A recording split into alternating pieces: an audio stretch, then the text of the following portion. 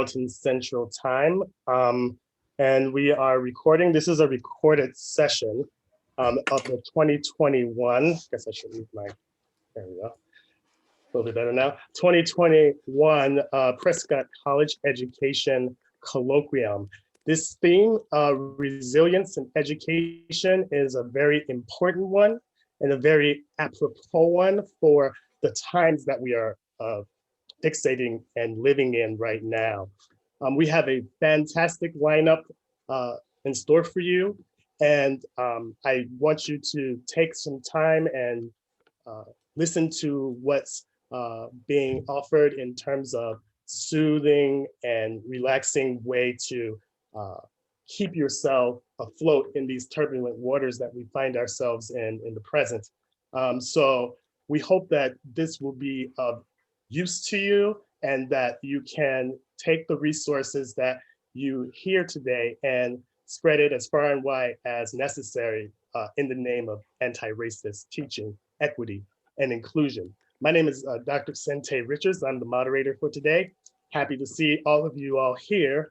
And I am the Assistant Dean of Education at the college. So I handle underneath the department all of the student teachers that we have, as well as master's degree students in self-directed Master of Arts, Master of Education programs at the college. I'm also a council member of the African American Council in Arizona that advises the superintendent of public instruction at the state capitol about affairs in African American communities and the things that they want to see happen in education for their students and their communities. So I just want to let you know, you'll be hearing from all of the panelists. You'll get to know them quite well throughout the time that we're here today. And panelists, we're just so happy that you took the time out of your schedules to come and talk to the students today. And we're grateful for you being here. Thank you so much. So this conversation that we're going to be having is going to be about anti-racist strategies and what's that about and why would anyone want to do something like that? You know, it's very important that we start off with what racism isn't. I mean, we kind of get an idea of what racism is. We hear it bantered about in the news media, but what exactly is it? And can it be confused with other terms? Well, I can tell you that racism isn't ignorance, right? Racism isn't bias, because implicit bias is one of those things that you don't even know exists. And most people who are racist, well, people who are racist, they know what they're doing. So that's one level. But then you have prejudice, right? Is prejudice racism? Well, let's examine that. Bias is unconscious, ignorance is unconscious. But what about prejudice, racial prejudice? Is that something that is racist? I mean, well, if we examine that, we can see that racism is something that requires power. And prejudice is a belief. You are conscious that you have a aversion towards a certain group of people. Let's just say it's sexism. You are conscious that you are prejudiced against women. You not putting a judgment on it, you just know that you have that aversion. And that's prejudice, it's conscious, but you're not acting on it. You just know, right? When you act on it, then you move into something else, more like bigotry, right? Bigotry is when you are acting on your prejudice, right? So you have a belief system, you believe that you prejudiced against a certain group, and you're now going to take action. So if I'm walking down the street and I have on my basketball gear, my sunglasses and my hoodie, and a woman is jogging towards me, she may have all the prejudices in the world, but it's not until she crosses the street to avoid me that she moves into bigotry action. But is that racist? You know, I'm still in my basketball shorts, even though I might feel offended. I'm not being stopped in my everyday activities by this woman crossing the street, bigoted as that action might be. But I get to go on my own merry way without having any consequence, maybe besides feeling bad or, you know, some way towards the jogger that crossed the street. Now, racism would require me to be stopped in my tracks, unable to move, unable to do what I wanted to do. Now, if there was some way that woman could stop me from jogging, from walking down the street, have me removed from being off the street because of my color, and she has the power to do so, then we're entering into a racist world here. So it's very important to understand that not all actions that seem to be racist are racist. And, you know, we're not really trying to deal with the racists anyway. Their minds are already made up. It's the people who are ignorant to the fact, who do not know that there are invisible institutions of power that have the power and can and does stop people in their tracks from progressing in their lives. If that's invisible to you, it's going to be very hard to approach it. So we have to be very careful about that. And you should think about the racial relations that you have and where are you with those belief systems? Like, now let's talk about this reverse racism. You know, can I be racist? Well, let's examine that. According to my definition, if I have power to stop someone because of their color, then I can be racist. You know, as the assistant dean, I can say, oh, Sally, Lisa, Trevor, F, they're gonna get F, they fail, while Tyrone gets a total A. I can, just because of their color. If I have the power to do that. Now, is that right or wrong? That's what we're discussing here, right? Of course it's wrong, but it's the power that I have to stop someone from advancing based on their color is what we define as racism here. Now, people of color can be racist, but because of the institutions that we were just discussing that is set up a lot of times to do the very thing of stopping people of color in their tracks, not a lot of people get to be in positions of power to make racist kinds of acts or statements. But I mean, these are just the things that we want to discuss. So what you'll be hearing from the panelists is a conception of what does that look like as an educator?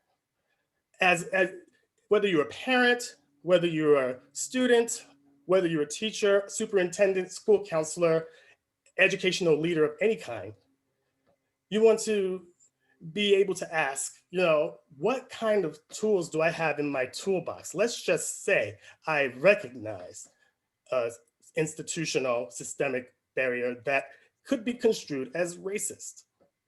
What do I do? What about the networks where you might be called a racist? What do I do?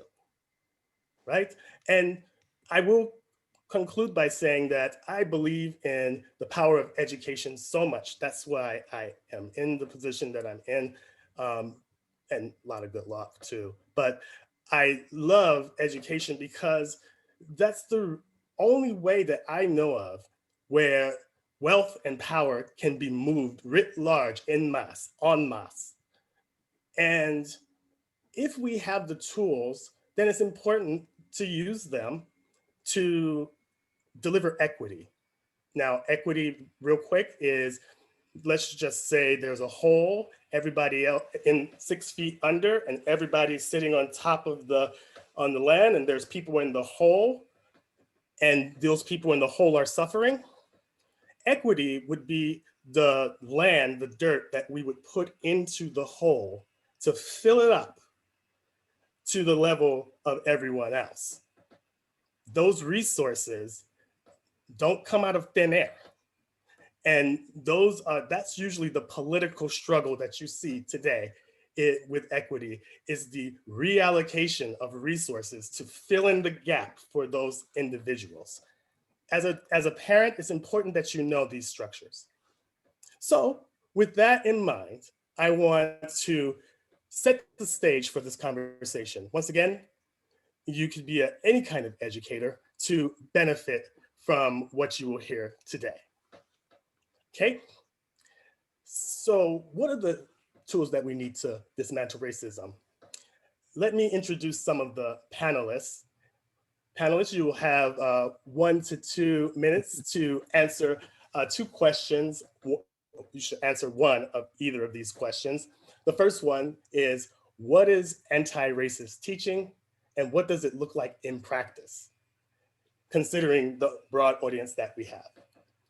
The second question that you can choose, panelists, is, what is the relationship between equity, inclusion, and anti-racist teaching? Those words are bantered about so much, it can be very confusing. I'll introduce each one of you. You'll have 1 to 2 minutes to answer. When you get to the time where you are, I'm gonna set this timer for you, but you'll hear something like this.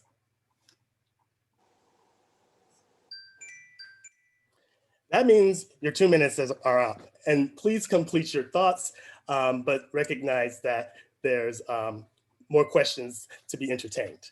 So let's get started. I'll introduce you individually, and you'll have that 1 to 2 minutes to start after the introduction. Ms. Teja Alleyne. Yes. Let's just let folks know that we have the Q&A that they can use. So at the very bottom of your screen, you should see the Q&A. Go ahead and put your questions in that section or in the chat. It will be easier for us to manage the Q&A. And then the second thing is, we do have resources that we're building in the shared folder. And so we'll be putting that in the chat for you to manage and access. Thank you so much. I was not reading that part at the top of my little notes. So I appreciate you, Dr. McMahan, for saying that. Once again, there's a Q&A session. So as you hear the panelists speak, you can definitely put your question in the Q&A feature and we will attend to those. And then once again, the resources that you have will be made available to you via link in the chat line, okay? All right, so let's get started. Teja Alleyne is an agent of change in Arizona. She's an overcomer of high ACE scores and determined to be the light for students so that they can fulfill their self-selected goals. Teja is a principal in Arizona's largest school district, proud product of Prescott College, and a torch carrier of every pioneer woman before her, Janet, Lillian, Teresa, and Teresa. Teja, you can choose between one of those 2 questions. Good afternoon, how are you doing? It's so Good afternoon. lovely to see Hi, you. everyone. Hi, and those are those women right behind me. Those are my grandparents, Janet and Teresa and Lillian, and the other Teresa is my mother. So, and early childhood is my heart. That is my passion. And I was raised in LA, and I had a education supplemented by my mother. Raised by my father as well, but my mom did it for the most part on her own. And she took us to Eaton Canyon, Santa Monica Playhouse, La Brea Tar Pits. And because of her and them, I continue to move that vision and that torch forward. As a principal, I am a principal here in Mesa, Arizona, starkly different from the culture of where I was raised in Los Angeles. And even when we moved here to Arizona back in 96, 97, it was at the edge of Arizona. We were in the far west valley.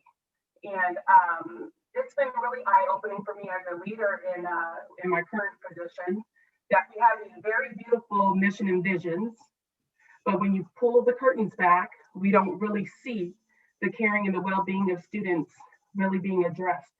And I would say my answer to what is anti-racist teaching,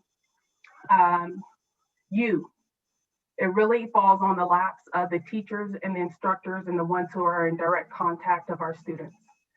You can have all the beautiful quotes and sayings everywhere, but when you really pull back those curtains and you really are looking at what is being implemented for our students, if those barriers are being deconstructed, you kind of find out real quick if it's happening. That has been my mission this year, to start that work in my current position.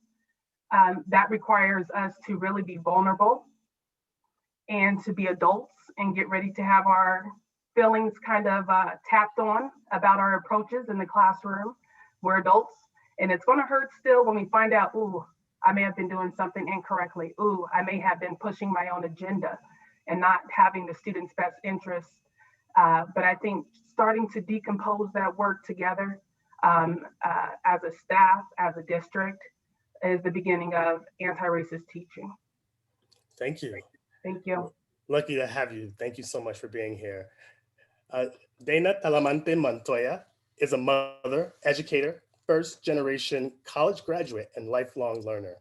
She spent her career working with low-income and first-generation students and families, from being a college advisor, school counselor for 17 years, and she's currently a middle school principal. She has a passion for working with students and believe in their potential. I can guarantee that that's absolutely correct. Good afternoon, Dayna. Hi, Dr. Richards. Thank you so much. I'm very honored to be here, but let me give you a little bit of background. So when I was growing up, we have family, we had familia. Everything from my abuelos, my abuelitos, to my tias, my tios, my primas, my primos, my madrinos, all of those people that were influences to me. That's what I knew. My father, his name was Eufemio Feliciano Talamante. Beautiful name. He was Joe. That's what everybody knew him as. And growing up, he was persecuted, locked in a closet for speaking Spanish, for talking to his friends in Spanish during recess at school. And that influenced me so much because I couldn't understand why he named me Dayna. Where did that come from? And so as I got older, I asked him, Dad, why, how come you have this gorgeous, beautiful name that I love to say? He said it was because he needed to assimilate, because he was abused while he was in school. He not only was locked in the closet, but they would hit him with sticks or rulers or whatever was around if he spoke Spanish. And so he gave us all, I have 3 other siblings, he gave us all English names so that we would just be assimilated and, we would be okay. So for me, that impacted my life. And as I got into college, I wanted to know more about who I was, because I felt like I grew up not really knowing my culture, not really knowing my place. At one point, my dad stopped and he was trying to help me write a Spanish paper because I couldn't speak Spanish. I could speak broken Spanish, but I couldn't put sentences and form words. And he pulled me aside. He said, Mija, I am so sorry. I never knew that you would want to. No, I didn't. I thought you guys would be okay. So for me, being an educator, I went into education because I believe that students should be accepted for who they are and what they do and what they bring to the table, because it takes all of us, and that makes our country so great. So the relationship between equity, inclusion, and anti-racist teaching is the acknowledgement and acceptance of each and every person as an individual. It's recognizing them and then teaching that love so that people don't have to live in fear.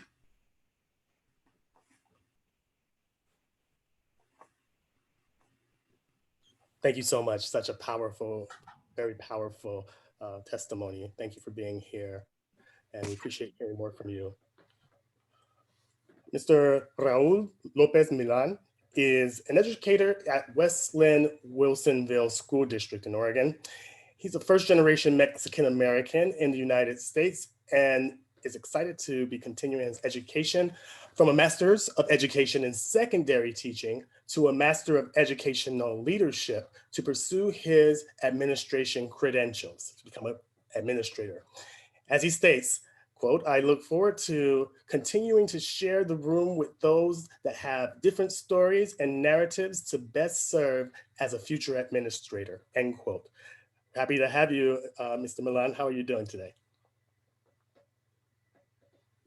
I'm doing well. Yeah, I'm extremely excited to be part of this panel. One of the biggest things that kind of was fostered by my family was one, the concept of family, but at the same time, one model that was a takeaway and is a continuation in my life is enséñales que eres capaz.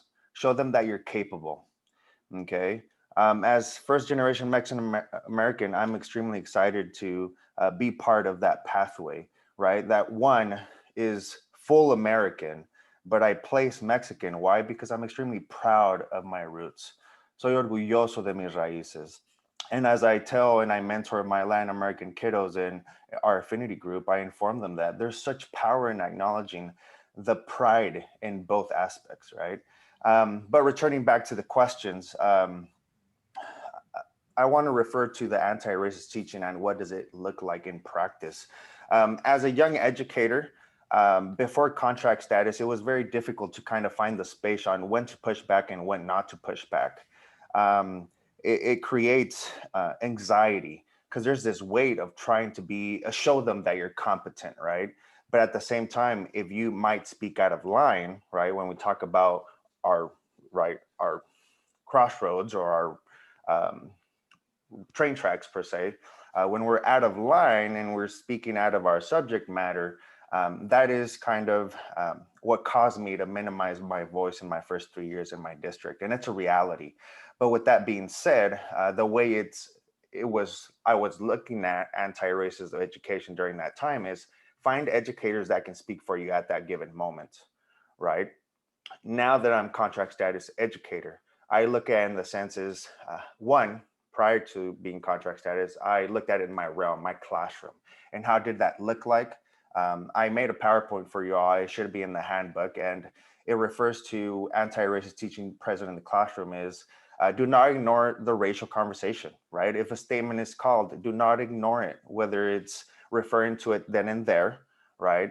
And or saying, we do not speak of said things, or we do not comment in such racist manners. We're going to go ahead and talk about it after class or etc. Remember that students of color come from varied backgrounds and experiences. That's one thing that I've needed to learn working in an affluent area. There's Latinos that are very wealthy and they do not know what poverty is. So for me, it's important to acknowledge that whether Latino, African-American, whether white, we all come from varied backgrounds and we need to be informed of who our students and families are. And then from then on, self-growth, that has been my journey working in a very affluent area, comprehending and understanding their normal, understanding what to cancel and what not to cancel. Being able to have Ron Hennings as my mentor, we've been able to kind of discuss here and there on behalf of political bias, right? When to cancel, when not to cancel. And that's been one of our conversations as well in the classroom environment. From then on, from self-growth to self-reflection and teaching and modeling, that is extremely key in order to be an anti-racist educator. Staff members, students will notice your modeling and they will notice the success that you're having in your classroom and with your students. And the only option that they will have is to want to follow you because they want your success in the classroom and the success with your staff. Thank you for the 2 cents. Got more than 2 cents there. Good job, Millan, Mr. Millan. We appreciate that and your wise words today. Let's continue on with Miss Ashley Fine. She's a mother, teacher, performing artist, dancer, food activist, and school garden educator. She's been a classroom teacher for more than 13 years, and she currently teaches 4th grade at Skyview School in Prescott, Arizona. This year, Ashley is working alongside a passionate group of educators, parents, and students as chairperson of Skyview's Anti-Racism and Inclusion Action Committee. Welcome, Ms. Fine. It's good to see you again. Thank you so much. It really is a true honor to be here and speak with all of you. I kind of am in awe. And I think when I start to think about this question about anti-racist teaching, the main thing I can say is it's about getting out of your comfort zone, like challenging those boundaries and every day, like questioning yourself. I think it's even today coming here, I feel like I'm still in such a process of learning and unlearning and relearning and questioning my strategies every day. And so what I think is the most important thing, though, is showing up and knowing that you may not do it perfectly, but that you have a commitment to hopefully doing the right thing for people and by people and with people. So I think it's about commitment. It's about listening and getting yourself out of the way when needed. It's about having passion and some energy for the work. It's definitely about humility. And it takes a lot of courage, I feel like. I am a white educator. I live in a predominantly white community. I have a predominantly white class. And so I feel like this work is extraordinarily important with the population that I teach. And it has its own set of challenges knowing how to do that. But I think it takes a lot of reflection and questioning and collaboration with other educators and just continuing to research for myself. I think in practice, it's about inclusion and representation, making sure that students have those windows and mirrors so that they can see themselves reflected in books and conversations and posters on the wall, but that they also have this opportunity to see students that are not like themselves and to learn about people from other cultures and backgrounds and points of view. It's about disrupting and dismantling the roots of racist ideas and helping kids understand both the science and the social science of race, like everything from unpacking this idea of the human genome and looking at humans from the standpoint of DNA, and then how does that, we're all so similar, 99.99% the same, and yet there are these very real things that happen on the basis of skin color and the way that we look and how people over time have used that as a weapon to oppress people or to have financial gain, and to help unpack that for kids. I think helping kids learn how to talk about race, I think that actually I'm finding that kids are eager and willing to talk about it. And sometimes it's the adults who have a harder time, and helping kids to be able to speak about that compassionately and openly. Definitely flexing the muscle of empathy building and really trying to help get kids get to see themselves, their own identity, and feel proud of themselves, but also to really honor other people and their differences, and to imagine what people's struggles might be, even if they can't fully realize it. To try to really build that piece of empathy, I think, is so crucial to the work. Those community building circles, and I'll stop there. I could go on, but thank you for allowing me to be a piece of this. Excellent. We appreciate it. We do have an action-packed schedule, so panelists, you really need to keep with the time so that we can get through all of the questions. We really appreciate it, and we appreciate your expertise so much. Moving on, because I still got some more panelists before we get into the meat of this conversation. J. Ron Hennings is Associate Faculty for Educational Leadership since 2007. He's a 52-year educator, having served as a teacher, K-12 principal, and superintendent in Maryland, Germany, Minnesota, Wisconsin, and Arizona. Ron has led minority achievement programs for the Department of Defense schools in Europe and Wayne State University, which is a training institute for desegregated education in Detroit. He served, what's the name of the tribe that you served, Ron? Anishinaabe and Navajo and Mojave. Yes, those, oh yes, those are the native cultures. He's a very big native indigenous people connoisseur, and he fits right in with the family over on the reservations.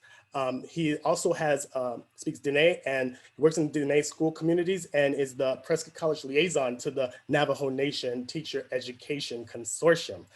Phew, welcome. How you doing today? I'm doing good. I'll make a quick statement on teaching, anti-racist teaching. I think it's truth-seeking, it's open inquiry and discovery without constraints. And I want to take 1 minute to tell a story about how a white boy from the South became a passionate fighter for equal educational opportunity and against racism.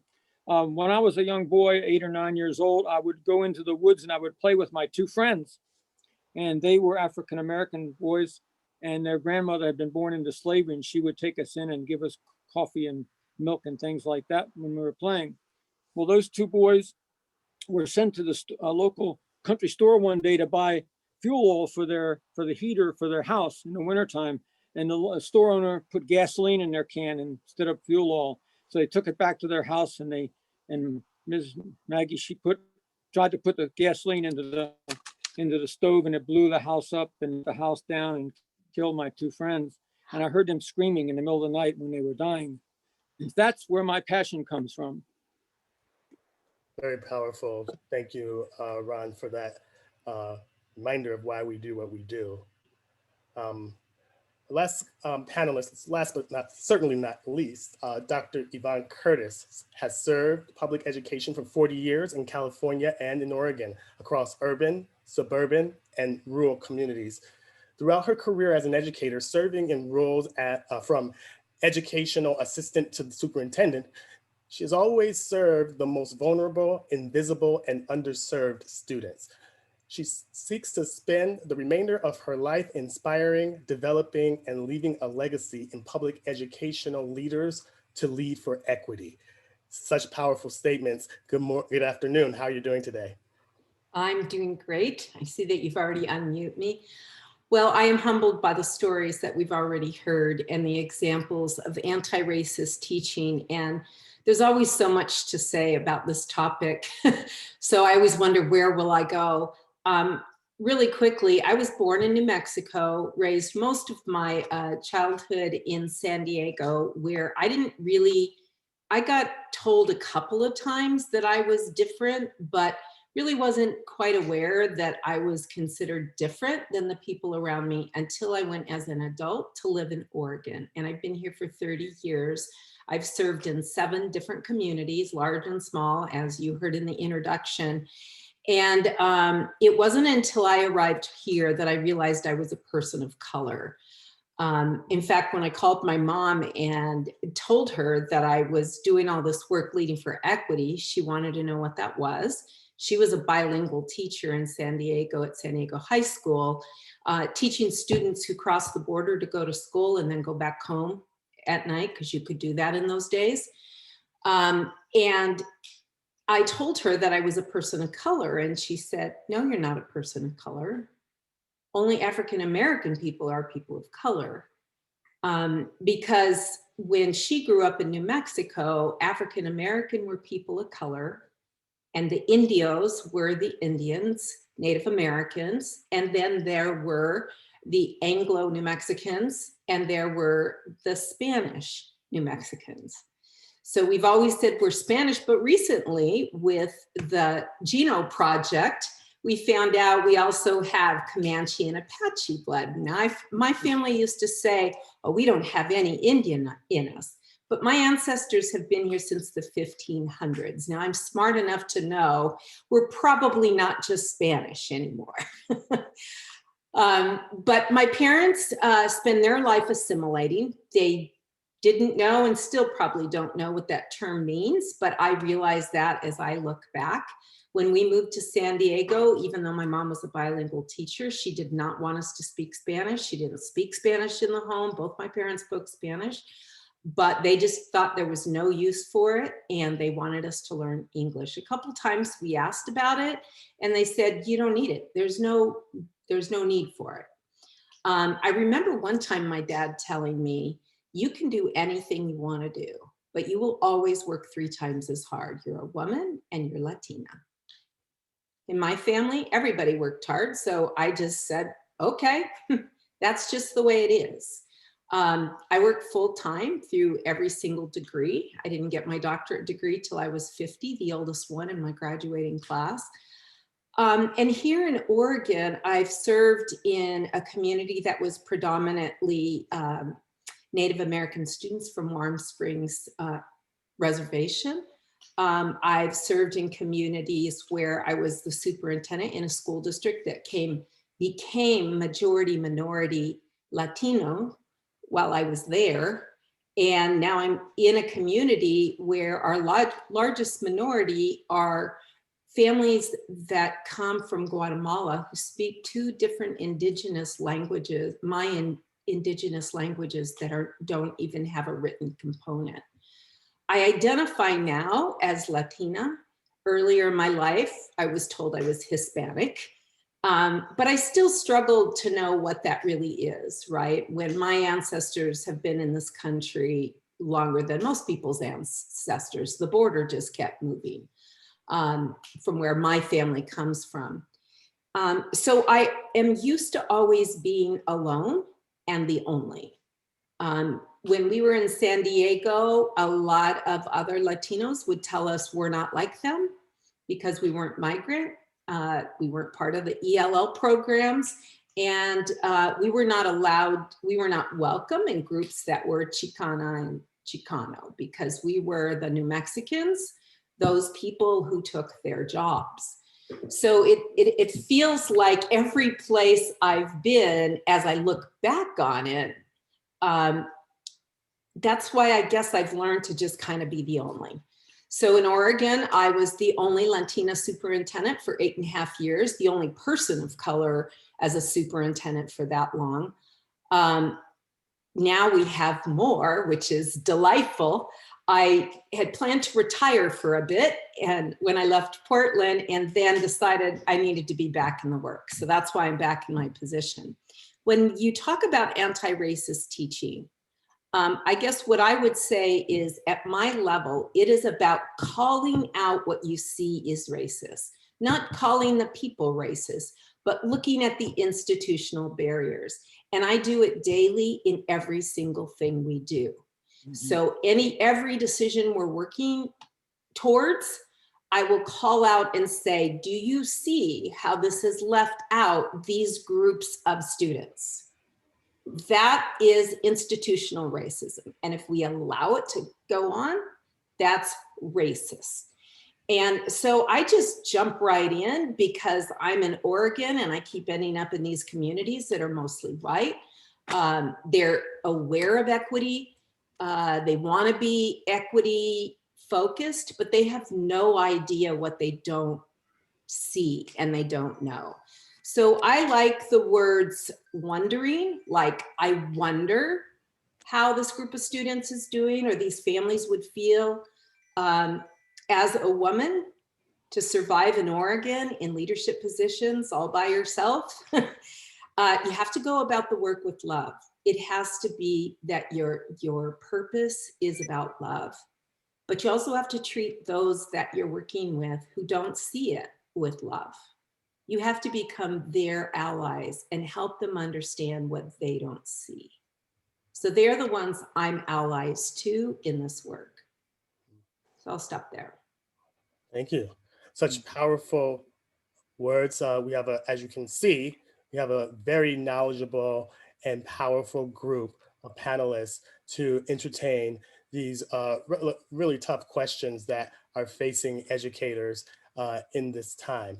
So let's get started. The very first question that I want to ask panelists to consider is, and you've discussed some of it, but what are the current challenges in your role as educators and cultural workers for diversity, equity, and inclusion? So what are the current challenges and opportunities for diversity, equity, and inclusion in your roles as cultural workers? So we're going to go to Teja first. have a couple of minutes to address that. Thanks. Thank you. I think Yvonne hit it right on the head there with the institutional racism. Our education system historically was built in institutional racism. One of the resources that that will be shared later is kind of the rest of the history of education that was left out, the purpose of education. I call it preparation to work at Subway, to get on that line, to listen to directions. Nothing wrong with working at Subway if that was your prior, something that helped you launch there, but it's following directions, listening to someone above you that clearly is the brains, and you're simply going to be the manpower. And unfortunately, our educational system is still along those lines. Our students are subjected to whatever ideas that are shared with them and are told that those are superior mindsets, that is the superior way of thinking, and this is the one right way. Their voices are not heard in the classroom. I think that one of the hidden blessings, if there is one in COVID, is the fact that we have had to kind of put a pause on the traditional way of conducting school. And during that time, we have started to kind of pick at, dismantle, and think about how we will approach this when we get back to a more traditional way, if we call it a traditional way when we do return. And I think that with everything that is going on and brought to the forefront in social media and in media with social injustice, that these things need to be addressed when we do come back fully. Mm-hmm. Yeah, it's very interesting that you're kind of speaking to the same thing that, Raul was kind of talking about earlier. Raul, would you like to expand on what you were saying, or perhaps enjoying what Teja's been talking about? We can't hear you, Raul. You have to unmute. My computer kind of glitched a little bit, so I might have completely missed some of what Teja has said. But revisiting back on behalf of the topic, right, of the challenges and/or opportunities, I want to revisit 3 points. One of them being our current political climate that takes us to political bias and the possibilities of it providing us a perceptive agenda, right? As a person of color, what might be my agenda? But the goal and the beauty about this is that provides us the time and place to facilitate conversation amongst our kiddos. And I think that's extremely key, the opportunity. The second point is promotion of one thought. That is probably one of the biggest things right now, is someone's promoting one thought and that's all they hear, right? The ability for us to be able to, it says promotion of one thought when in reality we are sharing a shared mindset, assess current practices and move the organization to diversity mindset. And the third point being staff diversity, accountability, and responsibility achieve varied student voices. This is going to allow to not only have staff members to speak out, but students to voice their narrative. Because my narrative as a Mexican-American varies compared to someone else that might be Chicano, Mexican-American, or they might just say that they're American, right? Their experiences do vary. So yeah, that's the 3 points that I wanted to share, Cent𝐚𝐚. And Teja, if they didn't piggyback on yours, I'm sorry, I did have a computer glitch. Well, no, we're talking about institutional barriers, the two of you, that seem to be very challenging and provide roadblocks and stumbling blocks for students. One of which Raul was just talking about, which is the shortage of minority teachers and educators in the pool of possible workers to help us lead the students. Ron, I mean, as a past superintendent, you may have some, like, what has worked or what hasn't worked, and what are some other opportunities or challenges in DEI that you can perceive? Well, I think our job as administrators is to raise the level of consciousness regarding social injustice.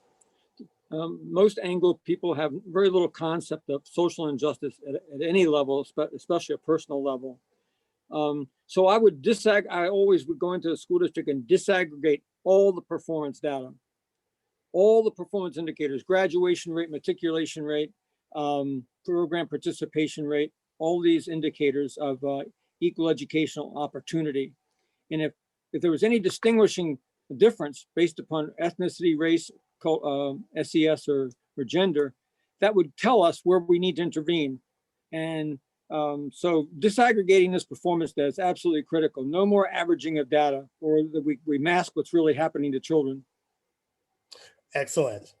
Good point. You know, the average is not everybody. It's the status quo. It's what we have as the status quo. So you were sure to catch the outliers outside of the average. So very good. Let's move to turn this question to Ashley. What are some of the challenges and opportunities for diversity, equity, and inclusion? Some of the teachers have already lauded you for your excellent strategies that you have already given us. Please expand. Yes, thank you. I think distance learning, you know, just being a classroom teacher right now, distance learning has been really challenging. And I think some of the work that I'm eager to do with my students is, I feel like, best done when you can sit in a human circle and really share. And while that has been happening, I've been doing my best to keep facilitating those deeper and more meaningful conversations through Zoom. The time is limited, the communication breaks down.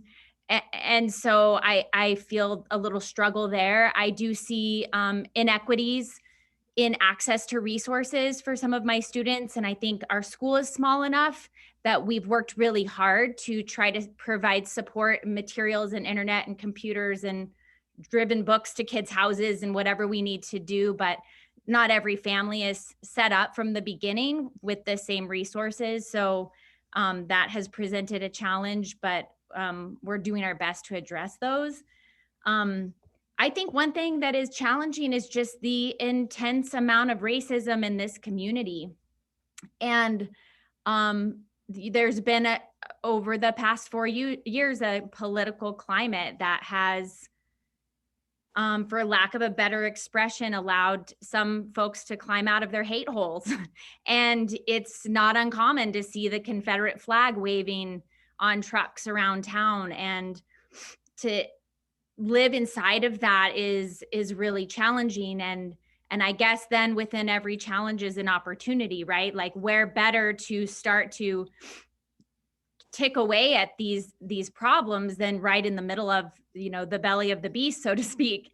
And so I think to try to address those things, I find that in the community that I work with, it's that finding that edge, which can be really challenging, to stay really committed to the truth, to stay really committed to doing the work, and knowing that there's that edge where some people, you can push people all the way out, and then you don't have that opportunity to work with them. Like, for example, our school adopted an anti-racism statement, and we had families leave our school because of it. And, you know, I think it swirled into the disinformation and the propaganda.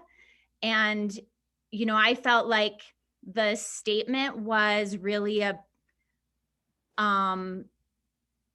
somewhat apolitical as much as possible, but like, we got letters about being radical leftists and things like that. So there's this, I'm just discovering there's this fine edge of like, how do you say enough that it's meaningful? And then how do you also hope to keep people inside so that you can continue to do the work? Like, we did have someone who joined our inclusive action committee, and I think initially was really just kind of trying to keep an eye on us, what we were doing. And ultimately, we lost that family. And that was hard, because I actually saw that as an opportunity to maybe build a bridge, and an opportunity maybe to try to grow. So that's tricky. But also I think opportunities would be, there are so many inspiring leaders and speakers now, and turning to so many incredible resources for educators to do this work. And I think there's just also, at least in my small school community, I'm just feeling increased engagement and a desire to step in and do the work the best that we can. Yeah, so a lot of work to be done for certain. Yvonne, what do you have to add to the challenges and opportunities that DEI has for you? So I think we have a lot of opportunities right now, and I keep looking at the way, even all the research we were looking at about here's how school has to be designed. We have an opportunity now to just throw all that out really and start over with the, I saw what happened to educators. We were in this very creative, what I thought going towards inclusive way of teaching and learning when I was a teacher, and then No Child Left Behind came as right as I became an administrator. And I feel like we locked educators in a box and said, this is what education is. And I did not see it until as an administrator, we were done with No Child Left Behind. I literally did my opening message to staff to say, you're out of jail now. You can be creative. And I found that we had lost all these things that like Lynne and I did, right? Community circle, tribes community building, design technology, cooperative learning, all these things we did to make learning communities. We did multi-age classrooms, created these school within a school neighborhoods. We did all of this. And now I hear people talking about these concepts like they never existed. And it's so frustrating for me to know that we were headed there, and because of a political agenda, we lost our voice as educators in this country. And so I'm realizing I'm a bit off topic, but I think it's imperative right now, and I tell everybody this, that we own our ground. I remember when my first year as a principal, when we were just starting No Child Left Behind, and I said, someday they're gonna find out they're wrong. 2013 is gonna come and we're not gonna reach the outcomes they want because they're not focusing on the right things. And sure enough, you know, it came and went and nobody met those outcomes. And then we get rid of No Child Left Behind and we're kind of starting all over. And then we end up in a pandemic where everything we knew before isn't really working right now, right? Well, now we're trying to figure out how to bring kids back to school. And first we have to find out who's willing to come back to school. That's what I'm fighting in my school district right now. And what I keep telling teachers is, look at the opportunity we have right now. We can come back and create these hybrid models to be anything we want. We can do outdoor education more than we've ever done before because that will enable us to bring more kids back. So I think it's just finding the places where we can bring what we know about children and people and how they learn best, which always starts with the heart. It's what I tell people about equity, inclusion, anti-racist work. It is in the heart and soul. It's not a teaching strategy. I can't teach you how to be like this, but I can help you see. I have put in the folder the equity touchstones that we use. I like them better than the courageous conversations about race agreements because I think they have more heart. I think they make room for everybody's stories, but I think they also leave race at the center and the issues of racism. When I went to Cottage Grove School District and was hired as the permanent, I started at interim and now I'm the permanent. They hired me the day the governor sent us all home from school. So I haven't really even ever seen all my staff. But why did I say that? Lost my train of thought. Oh, because when the Black Lives Matter incidents were happening and let's get the police out of our school districts. You saw what happened in Portland. I had been right there. I knew what that argument was. And all the districts around us were publishing these stands for Black Lives Matter. And I thought, here I am in this very conservative rural community that doesn't know me, and I'm Latina. And they've never had anyone that looks like me as a superintendent. I have to be cautious. So a group of our superintendents in the region published a statement, and they wanted to know if I wanted to join on that statement. And I said, if I join on that statement, there were lines like that were calling out white privileged men. As a Latina in a superintendent position in Oregon, I won't last. I won't last a week if that's the kind of statement I'm going to put out. But I didn't know what to do because I certainly wanted to make a statement, but it couldn't just be my words. Fortunately, people clued me into some kids who had already started an equity group. We pulled in 3 young ladies, amazing young students, high school students. One is Native American, the other one's African American, and the other one is Latina. And I said, what are we going to do? We have to take a stand, but I don't know this community. And the students asked if they could draft it. We pulled together teachers and we edited it, but our stance is the student stance. And they told us what actions to take.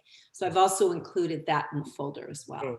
Thank you. That's amazing. That kind of gets to some of the issues that we were gonna talk about with the pandemic, but you did a good job with working that in. And you also touched on something that's very important, which is in order to get everybody involved, you kind of need everybody to be involved, right? You need some buy-in, you need relationships that are not just skin deep. You're going to, need some real abilities to work with other people, some of whom have completely different viewpoints than you, that you might think is destructive even. So with that in mind, I want to ask Dana, what ways do you think educators, whether you're a parent or you are a superintendent, can cultivate meaningful and culturally responsive relationships with their stakeholders during these challenging times? So we'll start with Dana. What are your thoughts about that?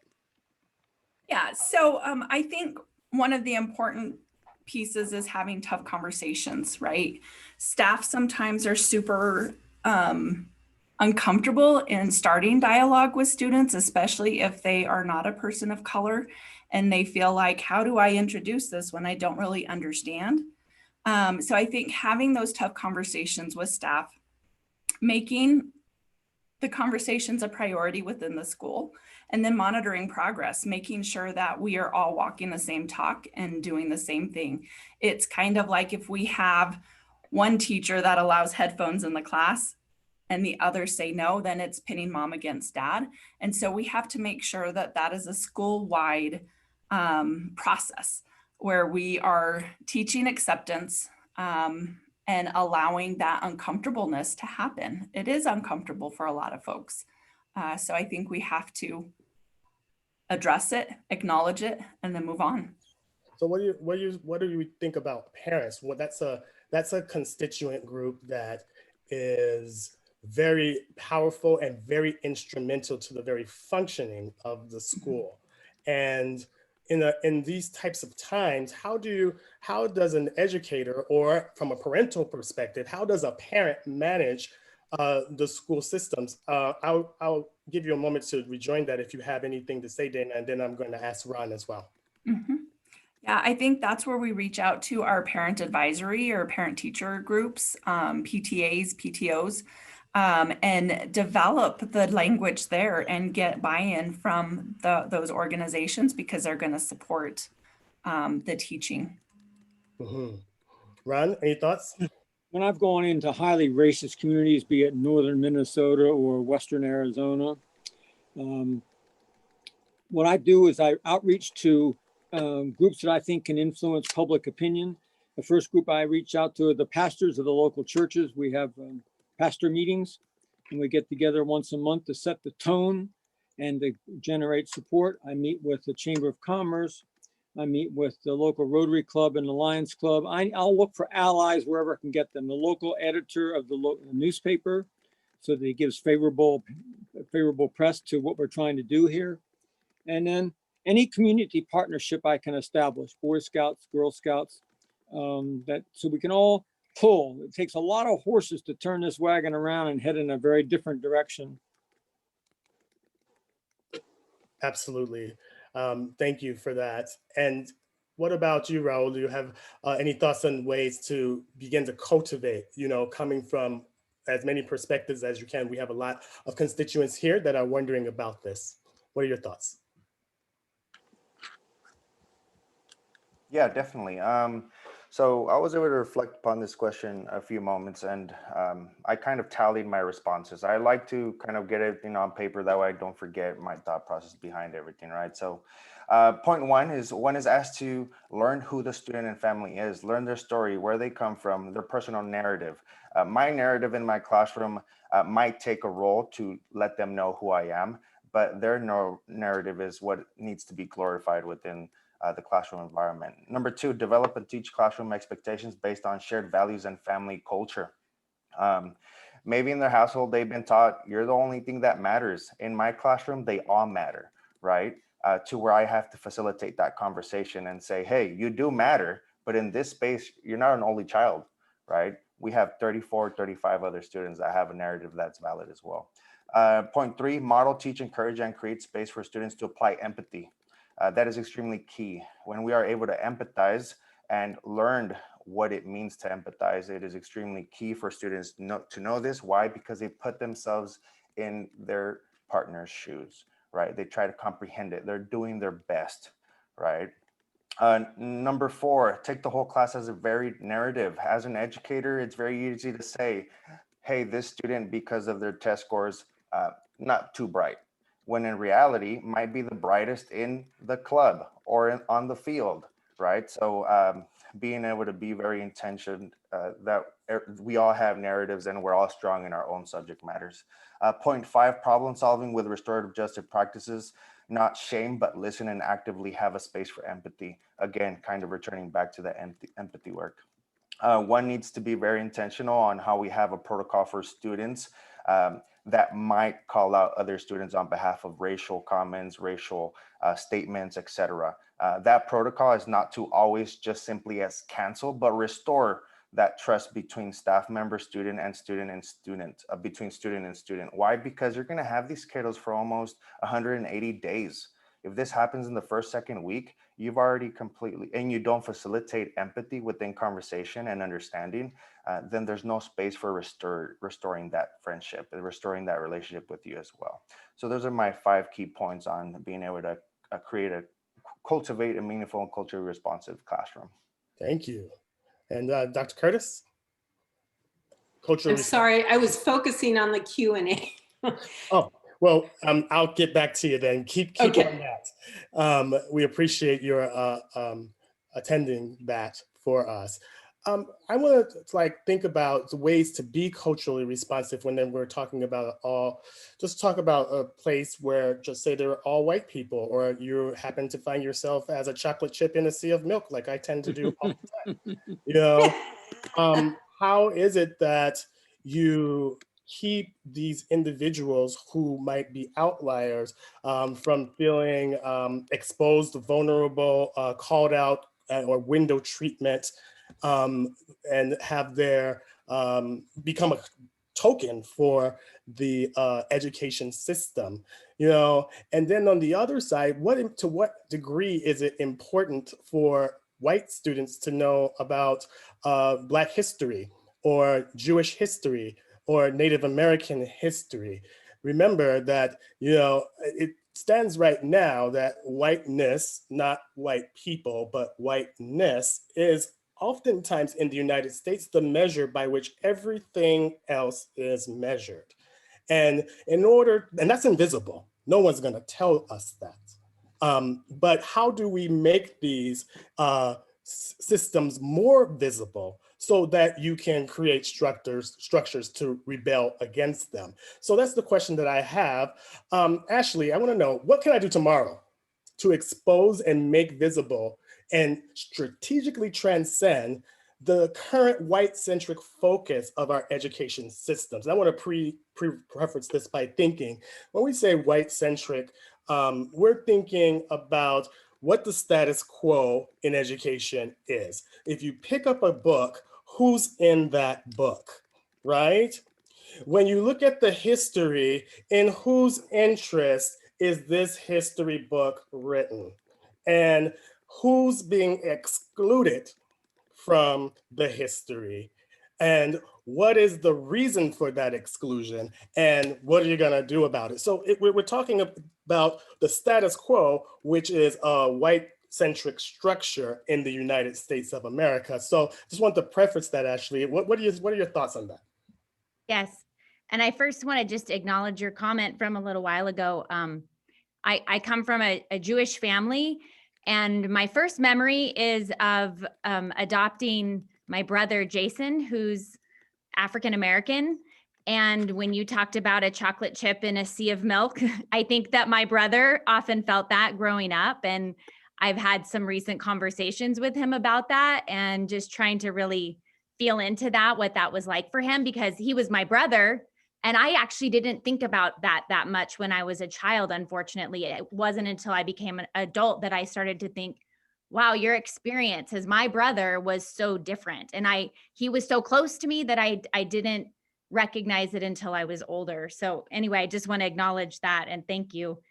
I think it's this idea of not being, one idea is of not being tourists. So it's not like, okay, it's Black History Month, so now we're going to talk about a few very prominent Black individuals that we put on pedestals. And while that's okay, it's also like, how do you wake up every day and think, how can I authentically include lots of voices in my curriculum? How can I make it part of every lesson in every subject where it works? And so I think just to, on a daily basis, ask that question so that you're not waiting till that month to begin introducing other cultures. I think really making sure, like, we have been studying Revolutionary War, and it is so important to look at history through multiple lenses. So you're not just talking about George Washington, you're also talking about Ona Judge, the slave who escaped from George Washington. And you're not just talking about the signers of the Declaration of Independence, but you're talking about Elizabeth Freeman and how she used those same ideas to go to court and earn her own freedom at a time when that was very rare. So I think to expose the kids to all the like facets of the story, I think to expose the oppressors in history, like when I was a kid, we still celebrated Columbus Day, and I didn't really even understand that. But, you know, to look at a primary document of Columbus's own words when he came to the Americas and saw indigenous people, and his first comment was they were beautiful, and his second comment was it would be easy to enslave them. And to let kids see, like, these were the words of the first people who were coming. What were their intentions? How did that impact the people who were already living here, who had a sophisticated culture and society? So I think to like really deep dive back into history and to look at it from varied viewpoints is so important for the students. I think, no, continue. Yeah, facing hard history, but also the hard present. I could talk about it another question maybe, but you know, how to deal with the insurrection and some of the symbols of hatred that we saw on display there, and to be willing to have those conversations in the classroom with the kids. And I think this piece of teaching allyship to the best of one's ability, and to really like work with kids on role play and making posters of how do you stand up for someone and what does that look like? And if you're afraid in the moment to use your own words, what's another way that you can get help for someone? And really trying to help kids to understand that when you disrupt those moments of bullying or those moments where inappropriate things are being said, that it very often shuts it down and progress can be made. So trying to empower kids to have courage to do the right thing. I think all of those pieces help to decenter the whiteness. One other thing I'll just quickly say, we're doing another project at our school. We found this amazing website. It's called Americans Who Tell the Truth. And it's these beautiful portraits of, some of you are shaking your heads, beautiful portraits of different activists and folks that are very inspiring. And so each teacher has picked one person. And so we're displaying them in the hallway. When the kids come back, we have ideas for doing projects around them, but to highlight people from different cultural backgrounds and different races to, to not always just focus on the pain, but also focus on the pride, and both of those together, and what does courageous citizenship look like, so that kids have a model of what that is. Excellent. I appreciate that. That's powerful and very concrete examples. Love that. Ron, there has been a question about, when you have only a limited amount of time, and, how much time is needed to really get this type of deep connection to make whiteness decentralized. If you have any thoughts on that, that would be helpful to the audience. But the same question applies to you. How do we expose and make visible and strategically transcend the white-centric focus of our educational systems today? Well, we have to take a look at our curriculum to make sure it's addressing the truths of American history. Howard Zinn would become required reading for our history classes.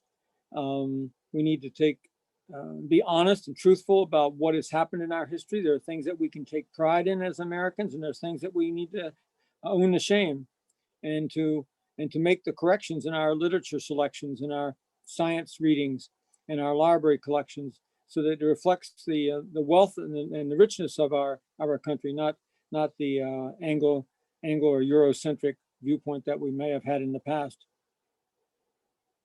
Thanks. I want to make sure that Yvonne, please. You're muted though. I was going to share a quick story about when I was in the classroom as a 4th grade teacher. I was so excited to move to Oregon and teach Oregon history, because I saw myself as being on Little House on the Prairie. But that was before moving to Oregon and realizing nobody else saw me as being Little House on the Prairie. But anyway, I loved teaching about the Oregon history. And I remember I had read this one book as a little girl, and it was called Lucy on the Oregon Trail. And so I searched far and wide for this book, and I wanted to read it to my class, but I made the mistake of not rereading it before I read it to the class. And oh my goodness, I started reading, and right off the bat, it was, it was terrible.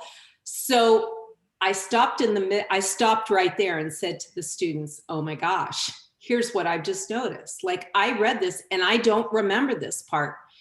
And they didn't want me to stop reading. And I thought, oh, how am I gonna do this? I built this book up so much. So we decided as a class, of course, it was a student who thought about it, right? The student said, how about if we keep reading the book? Because the question I asked is, I wonder if this is how everybody saw these incidents.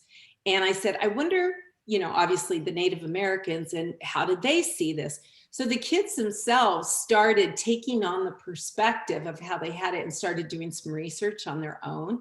And it ended up being an amazing conversation. And that was probably in 1989, when I wouldn't have found any books for young kids to be dealing with that. And so I guess addressing both the Q&A and the conversations in our panel, I just keep saying over and over again, look for the opportunities in the moment, and just know that you're going to center it on anti-racism. Like, if you're sitting in that center, you're going to see everything from that perspective, and you will see the opportunities. People, sometimes in the state, people say, Yvonne, help us, you're the equity leader. Well, I'm only the equity leader because I was the only person of color in these roles most of the time. I don't have any specialized training except what I found on my own. I would say that probably I don't have a choice, so I courageously step into that space to deal with the issues. But now more and more people are doing that. But what I keep telling them is, how you do your work changes with the context of where you're doing it. How I did the work in Portland Public just a few months ago is very different from how I do it in this little tiny rural community in Southern Oregon. that really is not like Portland at all. Like they see Portland as another country almost. So context matters. I keep saying that over and over and over again, and relationship matters. If you keep equity centered or anti-racism work centered, and you keep using those other ways to keep yourself grounded, you'll see the moments. It won't have to be contrived. Yes, it has to be authentic. That's the only way that anybody can make any substantive change. I always tell my students, I don't really teach you anything. You come to your own understanding. You realize things because I've set the conditions so that you could, to facilitate that realization of things. But the realization is yours. And it's very important that that realization comes, and it's through authentic experiential learning is how people come to realize their own vulnerabilities in these situations. Taking a group of white kids to Belize City, where there's nothing but Black people all day, every day, will give their perspectives some more fodder to consider. And I always say we can't change a whole lot of things, but one thing we can change for certain is our perspective. Dana, what do you have to add to this conversation? Yeah, I just wanted to, along with that, I did type it in the chat box, but with that experiential education, I think it's really, really important to tap into your resources and bring in career guest speakers, people that have had experience and that kids can make a connection to and tell their stories. I think it makes it more meaningful and real. Absolutely, and that's what we want, meaningful and real, because that's what's gonna stick. That is the educative moment in itself. And like Dr. Curtis was saying, to be focused on anti-racism will help you to see the anti-racism around, and also the opportunities that abound that are unique to that context. Very important stuff. I want to move to. I think Ron wanted to add just Yes, a Mr. quick Hennings. thing. Yeah, before we run out of time here, I want to say that these are all keeping that anti-racism perspective on a daily basis and a monthly and a yearly basis. It will all have its impact over time, and a lot of synergistic kinds of things happen. But in addition to that, we have to identify those employees. I say employees of our school district, from custodians to superintendent, who are exhibiting racist behaviors, making racially biased decisions. And we either have to rid the system of them through the dismissal process, or at the very least, put them into improvement plans where we monitor their outcomes of their students and we monitor their disciplinary action decisions. And if they can't come around, then they can join the ones that are leaving. With a sense of urgency here. Hear that, all soon to be school administrators from one of several superintendents on this panel. So that brings up a kind of another kind of question here. I wanted to look at, with that, we're hearing about entrenched, embedded, fortified institutional racism that is invisible. How about that for an enemy to fight? Not to mention, there is the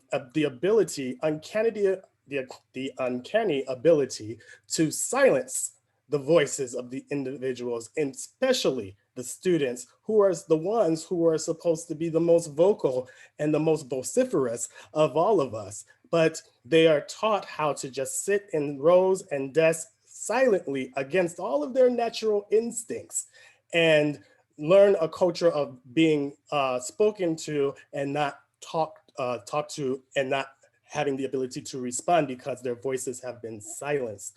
So what are the best practices to enrich and encourage student voices of traditionally underrepresented groups? Teja, you can take this one. Thank you. This is my favorite question here, because I actually have the power to do that in my role as a principal. I think that it was kind of eye-opening as each month, Native American Heritage Month, even though we do it throughout the entire year, where I bring in guest speakers. I was very privileged to have Jonathan Nez, president of the Navajo Nation, and his wife come in and read books to our students. My school is located right against the Salt River Pima Indian community. And then the following month, bring in individuals that my students had interest from hearing. I think it took my teachers back a bit that when I come into classrooms with the walkthroughs, evaluation process, I spend most of that time talking to students about what they're learning, why this is important to them. How will they be able to use this information? Because we can be teaching anything, but really it's what our students are learning, right? And to start to move that mindset of our purpose and intention. If I get referrals or write-ups, the first person I talk to is the student before I talk to the teacher and say, okay, tell me what they did, because they kind of, sometimes it can be in this sick 'em mode, like we want you to get them. And the student just unloads, because I've made an effort to build so many powerful and strong relationships with my students. And after I'm writing quotes of everything that they're revealing to me that sometimes my teacher had no idea that this student was either going through, how they were interpreting things, but it was that fact that they weren't following their lead and doing what they said, taking off their hood in their class at this specific time.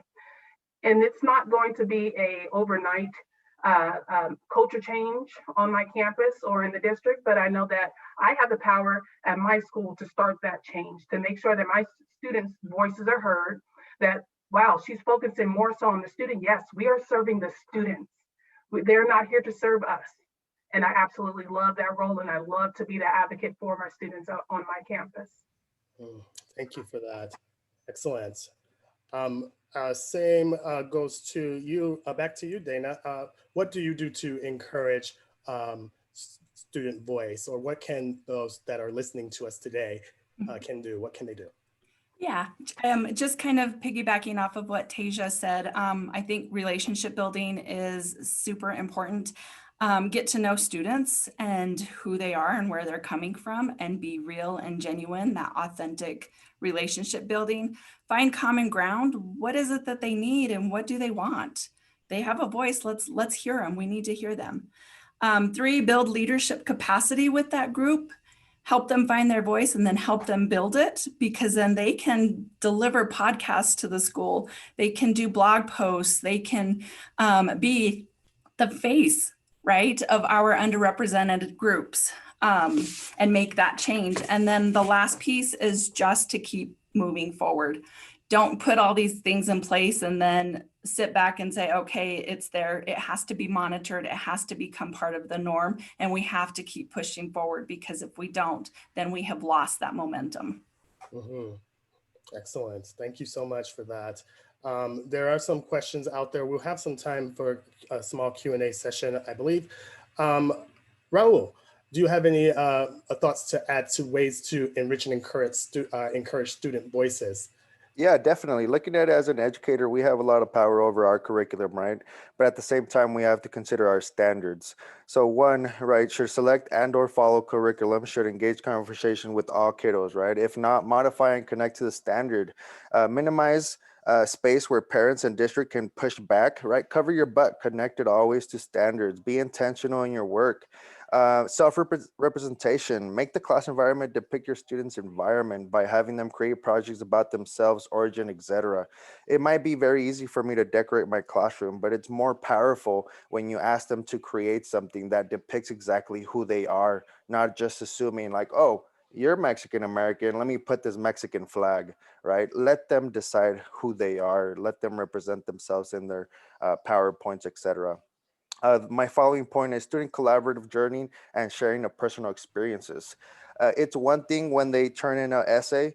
It is completely more powerful when they are speaking of their essay to their peers. Let them do that. Let them have community groups where they're able to disclose personal experiences and they allow them to listen to each other, having them facilitate conversation. My following point is connect students to possible groups on campus, affinity groups for empowerment groups, etc. If such groups do not exist, speak with your district, speak with site coordinators, directors, etc., on behalf of having said groups. At times, because of populations being so minimal in demographics, etc., you might need to create said groups and bring students along to empower them, give them leadership positions. And that's one thing that I have experienced at Westland High School is a Latin American club was non-existent. So I proposed it, it started, and now they have taken the reins. It is extremely powerful to see a freshman right now, Melissa Reyes, being the president of said group, and you have seniors following her role. That is so powerful to me. But yes, those are my key points that I wanted to share with everyone. Thank you. That's also very, very powerful. Leadership roles, I heard from all three of you that answered this question. So, and for parents that are listening, leadership roles are very important in the household as well. It teaches character and builds strength and courage to make decisions and decision-making, metacognition, all those wonderful things. So wonderful. This has been fantastic. We are running out of time. So I would like to give us one more question for us all to consider. This is, and it's been touched on in some of the chats that we've had so far. And this is a very tough time for a lot of members of this citizenry in the United States and worldwide. And politically, there's a lot of fraying of the nerves, you know, mentally exhausting because all of the break times that you used to have at the water fountain and at the break table has now all turned to work mysteriously on Zoom. And, you know, emotionally, you have to keep up a good face for the students and keep up a good face for your family. And yet everything seems to be falling apart. Racially, it seems to be the most deplorable level that I've seen in my lifetime. I've only been around for 44 years. So I'm sure there's other catastrophes, racial catastrophes, but this is one for the books, ladies and gentlemen. So you are in a position, a unique position of leadership here as educators. This is one of the only ways that power and fortune, wealth can be moved across social class, is through education. So this is it. This is where you really get to shine as parents, as leaders of students in schools nationwide and worldwide. So my question to the entire panel, in this time of hurt and confusion, what role can educators play in racial healing? And what would that look like? We'll start with Ashley closing it out. Thank you so much for being here, Ashley. Thank you. I think some of what has really been said today, that real amazing power of helping students connect to their own identity. You know, when kids are young, sometimes they need that support to know, like, it's okay to be who you are and to own it, and to keep doing exercises that ask them to reflect on themselves and to ask them to know where they come from and all the aspects of what makes them who they are. I think also that's the only way that kids can build empathy, is if they have some feeling of self-worth and confidence for themselves, then they can begin to then extend that to others and recognize that that should be for all people. And I think, you know, as educators, accepting the responsibility that supporting human rights is the only thing that's right. And so to help students and colleagues and everyone to see the humanity in each other and to build on that. And I think really knowing that this work can't be done alone. And so to spend time in authentic relationship building with the babies in your room, with their parents, with your colleagues, with the community. I liked what you said, Dana, about bringing people in as experts to share their expertise and about their own culture. And I feel like building those authentic relationships is such an important piece to healing. And I think just helping kids feel like they belong and they're loved somewhere. And then that it is our job to spread that love to other people. Ms. Ashley Fine, thank you so much for being here. Our pleasure. Teja, racial healing, what can educators expect to do? How can they get through this? I think it's going to be important for us not to beat ourselves up when we realize that we have made mistakes. We've all made mistakes, no matter what color you are, and not to beat yourself up, but to repair. There's like in our resources that we shared here, there's so many items for us to stay connected to organizations like Prescott College, who has so many events and opportunities for us to keep the mirror on ourselves, because we are the ones on the front lines for our students. We are the ones that are going to liberate them, that impact them the most. None of us want to be that teacher that's going to be in that song that the student makes later and says that they told me I wasn't going to be able to do it, because that's how they're going to interpret it. So we want to make sure that we're giving them the power. I think that it's important for us to look at Washington, D.C. and the ego and the pride that is trumping people from doing what's right. Think about people who are stopping from doing what's right because of their pride as adults. One of my favorite quotes, and I'll end with this, is, "It's easier to build strong children than to repair broken men," by Frederick Douglass. And right now we have that opportunity to build those strong children so that we do not continue this cycle of issues that is plaguing our country. Hear, hear. Teja, thank you so much for being here. We really appreciate your words of wisdom and encouragement for the educators. Thank you again. Dr. Curtis, what role can educators play in racial healing? What does that look like for you? Sorry, you have to unmute, sorry. So I agree with what Teja and Ashley have said. Both the healing and the repair needs to be there, the giving yourself grace, giving one another grace. That is something that I have been starting all my communications with, even to my parents in the district when we communicate. This is a time when we need to give one another grace. All of us are stepping into territory we don't have confidence with. Parents are trying to teach from home and help with teaching in a way they've never done before. Teachers are having to deal with these issues, whether they want to or not. And so that was kind of the point where I wanted to share. I put in the chat a couple of times and I just put the link. Oregon, this summer, they had a student who wrote to the governor and said, when is Oregon going to deal with this? And so the governor pushed on the Department of Education, who went to the state school board. They developed a resolution and then a draft policy by September called All Students Belong.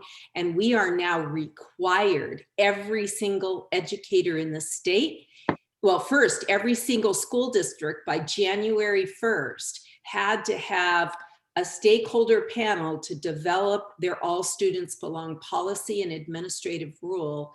And now we all have to teach it and so on. But the law now requires us to address, they call it anti-bias events. It's started with the Confederate flag and the noose and the swastika, saying you can't do these, but they've expanded it now to the conversations, the comments, whatever.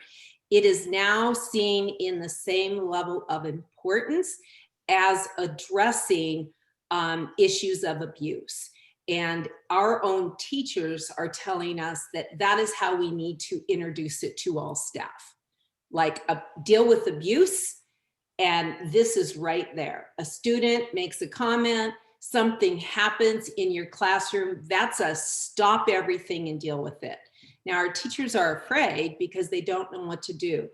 ODE, Oregon Department of Education, has put together a toolkit, and I just found out one of our students who helped me draft the stance, and we're a really small school district, but somehow she got on the student panel that is putting together the training for the adults in our district. I'm so excited because I'm going to get to partner with her and let her be the star of the training for our district. So, you know, the opportunities come along, and I didn't even know the state was developing that policy, and I was trying to get a policy ready, and so were the students. We didn't even know the state was working on one. So take a look, it might help you. I think, Yeah, I'll just leave it at that. Dr. Curtis, we really appreciate your expertise and all of your words today. Thank you so much for being here. Mr. Hennings, what role can educators play in racial healing today? It starts at the front of on the schoolhouse steps. As the students enter the door, we want to know you, we want to welcome you, and we value you. Mhm. Excellent. Thank you. Thank you, Mr. Hennings. You've always been here and at the forefront of equity in the college. I admire you. I appreciate you. Thank you so much. Thank you for inviting me. And Dana, what role can educators play in racial healing? What does that look like for you? Forgot to unmute. I think it begins with making connections, building relationships, and encouraging individuality. We have tough conversations so we can impact a positive, inclusive change. Ms. Dena Talamante-Montoya, fantastic school counselor extraordinaire. We appreciate your presence here. Oh, we appreciate your presence here this afternoon. Thank you so much. Thank you. It's been an honor. The honors. And it's my turn. So what did you forget Raul? Oh, it's not my turn. It's Mr. Millan. How can the educators prepare for racial healing in this day and age? Sorry about that. No, no worries. One of the biggest key points that I wrote down was we must commit to address racial experiences openly and honestly in our classroom, acknowledging that we are not pros, but we are willing to do our best and learn together. Mentally woke is not only one step, right? It's not the only step to have taken. Being intentional and putting it into practice asks for many steps. We must be very intentional on how we continue on our work. We are asked to make significant changes in our own field for our students' voice. So have in mind that as we look for answers, how much percentage of this do we interact? Hey, I'm gonna lead this. How do I integrate anti-racist? We must do our self-research. We must do our self-identifying. No one's gonna give you a direct answer because there isn't one, right? But the intentionality to apply, integrate, intertwine anti-racist practices, that is our role in our jobs. So thank you very much. Mr. Raul Millan, soon to be school administrator. Thank you so much for all of your experiences that you share with us this afternoon. We really appreciate it. And so, I have my thoughts on how, what role can educators play in racial healing and what does that look like? Depending on what you really want to do, you can have a tremendous role to play in racial healing. First, I would recommend for any parent or educator is to put your money where your mouth is. So what do I mean by that? So consider this question. Why on earth would you dismantle any system that's working for you? Why get rid of a policy that's racist if it's really going to benefit you? These are tough questions that anti-racist cultural workers must address for themselves in order to do any kind of work that's meaningful. It's about humanity. What if for those of us who are really racially in equity, we have the knowledge and we know how we have our convictions, you be careful to not be a pedestal upon which the status quo can continue to replicate itself.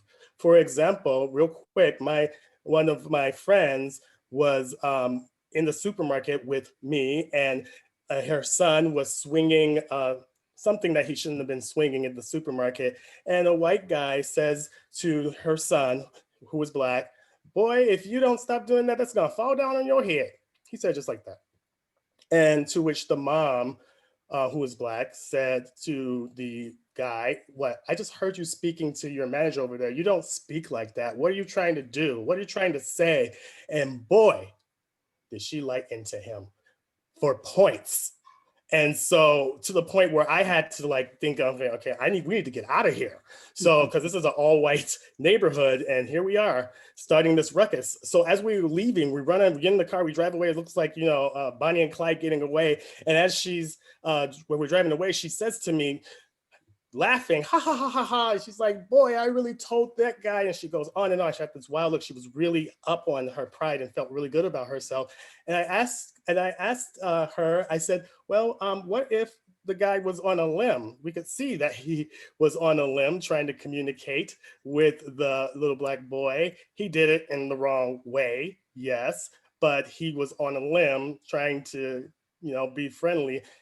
Wasn't taken as friendly. But my question to her is, if that's the case, do you think it likely that the guy will ever fix his face to do anything like that, to approach, friendly or not, anybody of color in that way again? And she's like, no. But then she started thinking about it. She's like, and I had to ask her, is this what we really want when we are working for equity, to get over on somebody because they got over on you? So be careful that when you are in these roles of power, that you do not use the institution to do the very same thing that you said that you were promising to get rid of. So it's important that you really be humans and use your humanity and share your power, share your privilege, share your talents with people who are less fortunate, and we will see the equity build up in those students to the point where no institution can stop them. And that's the point. You have a powerful role to play as school counselors, as education, of teachers, and as parents. And so it's very important that you fulfill that by dealing with your own racial issues. You know what they are.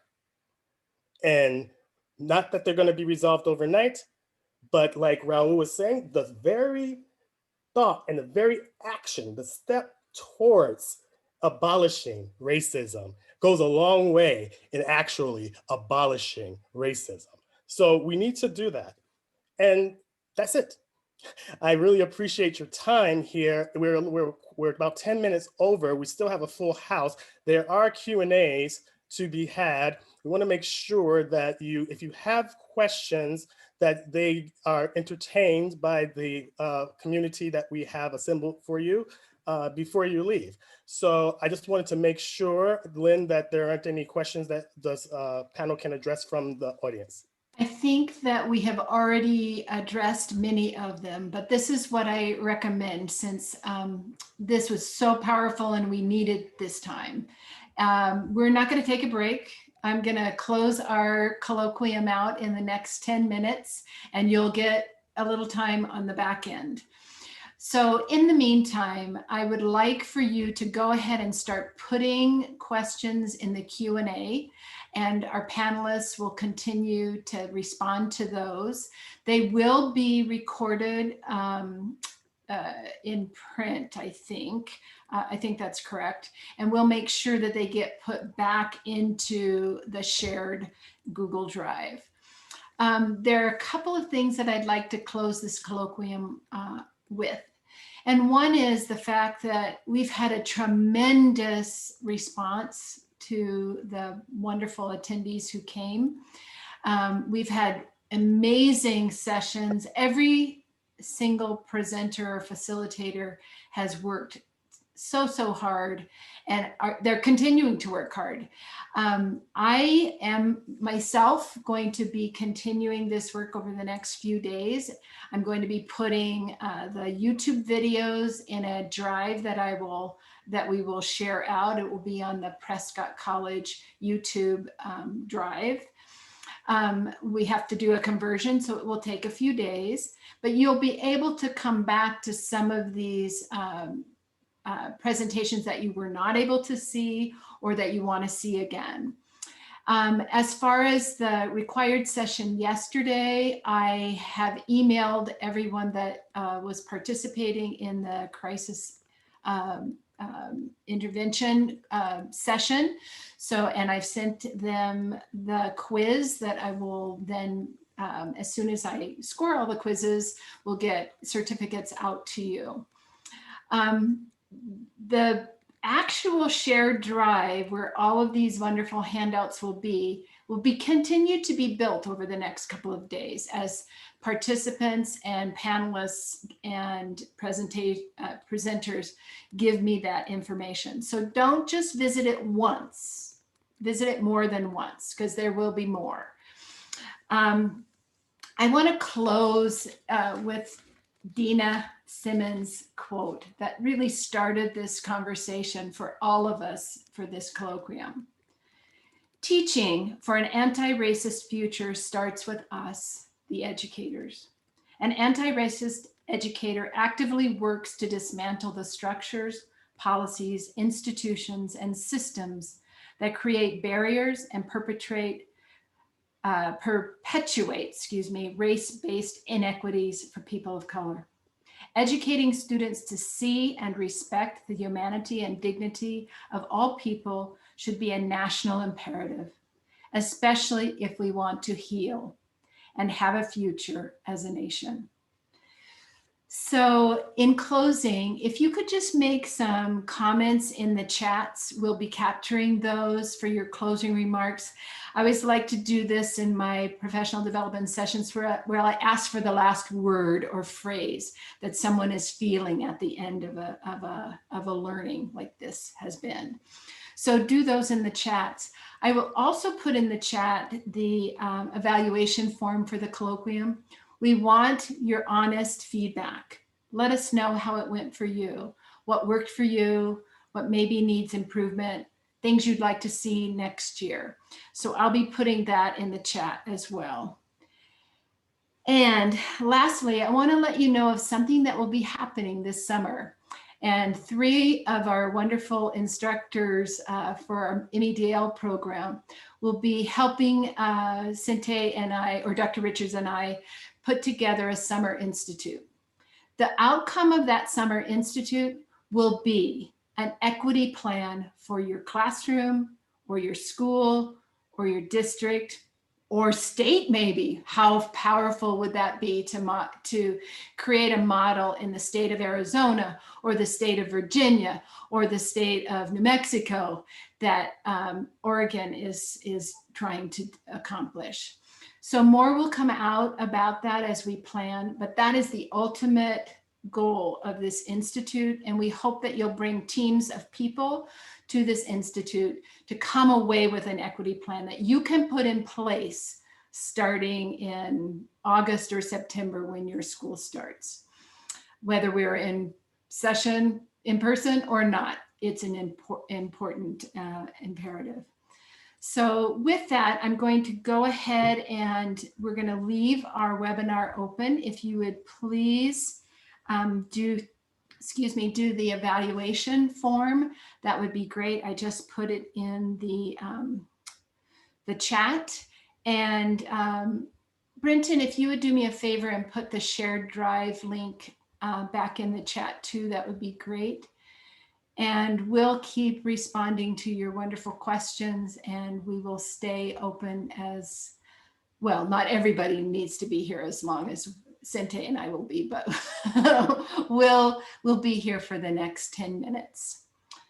Yes. And I'm just going to read a couple of the chats if that's okay, sure, because they're very, very powerful. Would you like to say some final words, Dr. Richards? No, I was just going to say on behalf of the panelists, we really appreciated your attendance here. This is a recorded session, so if you missed anything or you want to review anything at all, we will have this up for you. It's been my absolute honor and pleasure and privilege to host this Colloquium 2021, can you believe it? 2021 Colloquium at Prescott College, and I appreciate all of your help. Please take a minute to fill out the survey so that we can make this a better experience for you next year. And with that, we're going to turn over to Dr. McMahan to share out some of the wonderful things we've been experiencing at the Colloquium. Grateful for all of you. Thank you all so much for your work, your reflection, and for inviting us all to move it forward. Lots of work to do. Hopeful. I'm feeling inspired. Thank you so much to everyone. This has been very informative and inspirational. Uplifted in all caps.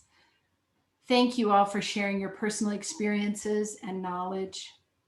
Walking authentically. Educated. Thank you to all. Exhausted. That's a lot of learning the last couple of days with very little break, by the way. Exhausted, but incredibly full and encouraged. Thank you, everyone. And Ron put in a nice little rainbow, the restoration of hope. Walking authentically, inspired and encouraged, empowered with all caps. Thank you for all of this. I didn't have a plan of going past my current master's program, but after this, I have been inspired to continue on with the leadership. Woohoo! There are so many things I can do to help future educators. So thank you for igniting that fire in me again. And I look forward to future work with all of you. Tired, but inspired and encouraged. Thank you all so very much. Motivated and excited. I feel energized listening and collaborating with so many amazing educators and professionals. That sounds exciting. I'm assuming the Summer Institute got you excited, Kathleen. I feel proud to be part of Prescott College. Incredibly inspired by the wealth of knowledge I received these past 2 days. It was very powerful. Thank you all. I had to change so quickly. I was going to share lesson plans to your email. So this is what we'll do. Is Dana will send those lesson plans to me. I will put those in the shared drive for her session that she had earlier this afternoon. And if you had anything else that she promised you, if you could remind her in the chat, that would be super helpful. I feel proud to be a part of Prescott College. Thank you, Sandra, for interpreting. Yes, our interpreters were amazing. Sandra and Candace, you rock. And I want to thank the people behind the scenes, Brenton Dupay, sorry, and Carla Snook. Both of you, we could, well, I know I couldn't have done this without you. You're my heroes. And they were in Vermont with 15 below zero this morning. What the heck? Grateful for connection, exceptional work of all of you. I'm feeling somewhat overwhelmed, but motivated.